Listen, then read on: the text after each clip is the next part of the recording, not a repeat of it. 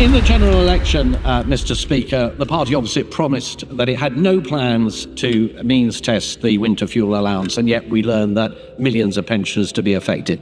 Indeed, in 2017, her own party produced an analysis suggesting that around 4,000 pensioners would die prematurely were this policy to be brought into effect. Does the Right Honourable Lady stand by that figure of around 4,000? If not, how many premature deaths does she believe will occur as a result of this policy? In 2017, his party's manifesto promised to means test winter fuel payments.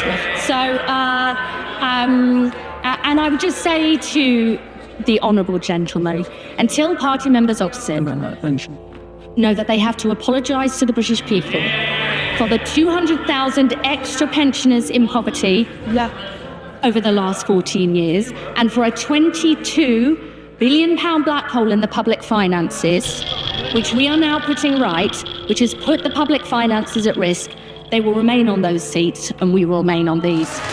Mel Stride, I think, Mr. Speaker, I need to correct the Right Honourable Lady. There are actually 200,000 fewer pensioners and absolute poverty under the last Conservative government. But could I ask her, she quite rightly is pressing on the uptake of pensioner credit. But if all of those that are eligible for it take it up, that will be at a cost of £3.8 billion, substantially more than the saving that is scored at £1.4 billion.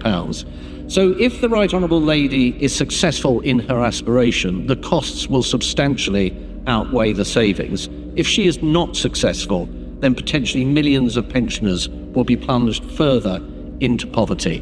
Can I ask her which it is?